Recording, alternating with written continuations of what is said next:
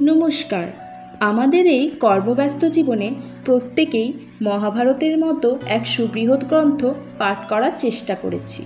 হয়তো সফলও হয়েছি কিছু সময়, আবার কিছু সময় হয়তো ধৈর্যচ্যুতি বলুন বা সময়ের অভাবে তা সম্পূর্ণ হয়তো করে উঠতে পারিনি অনেকেই। মহাভারত হলো এক প্রাচীনতম গ্রন্থ, যার মধ্যে রয়েছে এমন এক কাহিনী যেখানে যুদ্ধ আছে, বেদনা আছে, কিন্তু তার চেয়েও বেশি আছে শিক্ষা, আত্মজ্ঞান আর ধর্মচিন্তা। আজ আমরা কথা বলবো ভারতীয় সাহিত্যের শ্রেষ্ঠতম রত্ন মহাভারত নিয়ে। এটি শুধু একটি কাব্য নয়, এটি এক জীবন দর্শন, এক নৈতিক পাঠশালা আর এক ঐতিহাসিক আয়না, যার প্রতিটি ছত্রে প্রতিফলিত হয় মানবজাতির চিরন্তন দ্বন্দ্ব, সত্য ও মিথ্যার, ধর্ম ও অধর্মের, কর্তব্য ও মোহের। মহাভারতের রচয়িতা হলেন মহর্ষি বেদব্যাস, যিনি 1,00,000-এরও বেশি শ্লোকের মাধ্যমে রচনা করেছেন পৃথিবীর সবচেয়ে বৃহত্তম গ্রন্থ মহাকাব্য। এই কাব্যের মূল কাহিনী গড়ে উঠেছে কৌরব ও পাণ্ডবদের মধ্যে সংগঠিত কুরুক্ষেত্র যুদ্ধকে কেন্দ্র করে। কিন্তু যুদ্ধ তো কেবল বাহ্যিক রূপ, আসলে এই যুদ্ধ প্রতিটি মানুষের অন্তরের মধ্যেই লুকিয়ে থাকা সংকোচ প্রশ্ন, স্বার্থত্যাগ আর নৈতিকতার যুদ্ধ।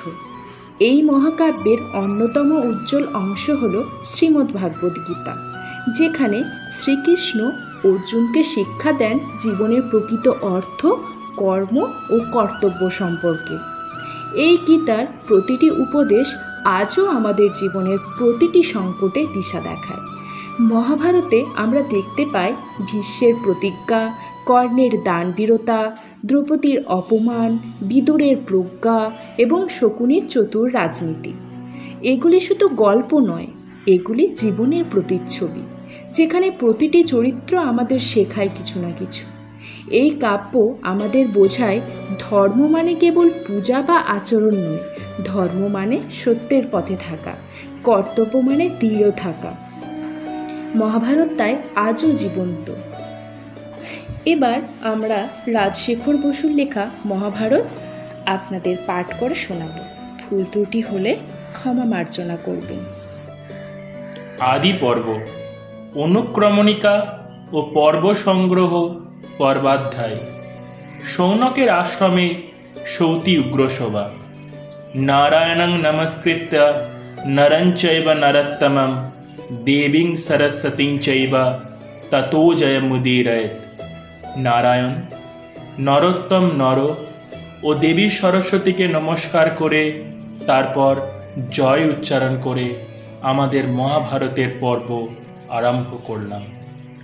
কুলপতি মহর্ষি শৌনক নৈমিষারণ্যে ১২ বার্ষিক যজ্ঞ করছিলেন। একদিন লোমহর্ষণের পুত্র পুরাণকথক সৌতি সেখানে বিনীতভাবে উপস্থিত হলেন।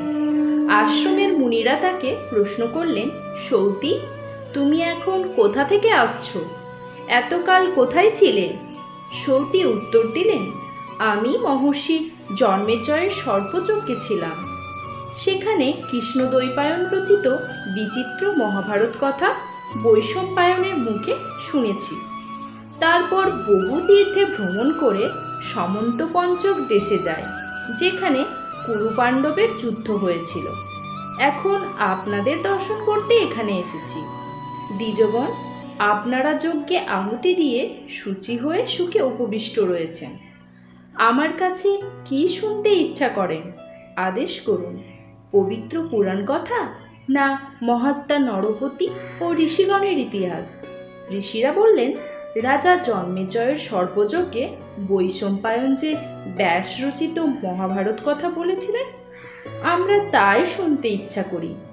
সৌতি বললেন, চরাচর গুরু ঋষিকেশ হরিকে নমস্কার করে আমি ব্যাসপ্রোক্ত মহাভারত কথা আরম্ভ করছি। কয়েকজন কবি এই ইতিহাস পূর্বে বলে গিয়েছেন, এখন অপর কবিরাও বলছেন, আবার ভবিষ্যতে অন্য কবিরাও বলবেন। ব্যাসদেব এই মহাভারত সংক্ষেপে বলেছেন, আবার সবিস্তারেও বলেছেন। কোনো কোনো ব্রাহ্মণ এই গ্রন্থ আদি থেকে, কেউ আস্তিকের উপাখ্যান থেকে, কেউ বা আবার উপরিচরের উপাখ্যান থেকে পাঠ করেন। মহাভারত রচনার পর ব্যাসদেব ভেবেছিলেন কোন উপায়ে এই ইতিহাস শিষ্যদের অধ্যয়ন করাবো। তখন ভগবান ব্রহ্মা তার কাছে আবির্ভূত হয়ে বললেন, তুমি গণেশকে স্মরণ করো, তিনি তোমার গ্রন্থের লিপিকার হবেন। ব্যাসদেব গণেশকে অনুরোধ করলে তিনি বললেন, আমি সম্মত আছি, কিন্তু আমার লেখনী ক্ষণমাত্র থামবে না। ব্যাসদেব ভাবলেন, আমার রচনায় ৮,৮০০ এমন কুটো শ্লোক আছে যার অর্থ কেবল আমি আর আমার পুত্র সুখ বুঝতে পারি। সঞ্জয় পারেন কিনা সন্দেহ। ব্যাসদেব গণেশকে বললেন, আমি যা বলে যাব আপনি তার অর্থ না বুঝে লিখতে পারবেন না। গণেশ বললেন, তাই হবে। গণেশ সর্বজ্ঞ হলেও কুটো শ্লোক লেখবার সময় তাকে ভাবতে হতো। সেই অবসরে ব্যাসদেব অন্য বহু শ্লোক রচনা করতেন। রাজা জন্মেজয় এবং ব্রাহ্মণগণের বহু অনুরোধের পর ব্যাসদেব তার শিষ্য বৈশম্পায়নকে মহাভারত শোনানোর জন্য আজ্ঞা দিয়েছিলেন। ভগবান ব্যাস এই গ্রন্থে কুরু বংশের বিস্তার, গান্ধারীর ধর্মশীলতা, বিদুরের প্রজ্ঞা, কুন্তির ধৈর্য, বাসুদেবের মাহাত্ম্য, পাণ্ডবগণের সত্যপরায়ণতা, ধৃতরাষ্ট্রপুত্রগণের দুর্বৃত্ততা বিবৃত করেছেন। উপাখ্যান সহিত এই মহাভারতে লক্ষ শ্লোক আছে। উপাখ্যান ভাগ বর্জন করে ব্যাস 24,000 শ্লোকে এক সংহিতা রচনা করেছেন। পণ্ডিতগণের মতে তাই প্রকৃত মহাভারত। তাছাড়া ব্যাস 150 শ্লোকে সমস্ত পর্বের সংক্ষিপ্ত বৃত্তান্ত অনুক্রমণিকা অধ্যায় দিয়েছেন। ব্যাসদেব পূর্বে নিজের পুত্র সুখদেবকে এই গ্রন্থ পড়িয়ে তারপর অন্য শিষ্যদের শিখিয়েছিলেন। তিনি 60 লক্ষ শ্লোকে আরেকটি মহাভারত সংহিতা রচনা করেছিলেন। তার 30 লক্ষ শ্লোক দেবলোকে, 15 লক্ষ শ্লোক পিতৃলোকে, 14 লক্ষ শ্লোক গান্ধর্বলোকে এবং 1 লক্ষ শ্লোক মনুষ্যলোকে প্রচলিত আছে। ব্যাসের শিষ্য বৈশম্পায়ন শেষোক্ত লক্ষ শ্লোক পাঠ করেছিলেন। তাই আমি বলবো, পূর্বকালে দেবতারা তুলাদণ্ডে ওজন করে দেখেছিলেন যে উপনিষদ সহ 4 বেদের তুলনায় একখানি এই গ্রন্থের মাহাত্ম্যে ও ভারবত্তায় অধিক। সেই জন্যে এর নাম মহাভারত। অনন্তর সৌতি অতি সংক্ষেপে মহাভারতের মূল আখ্যান এবং পর্ব সংগ্রহ বর্ণনা করলেন।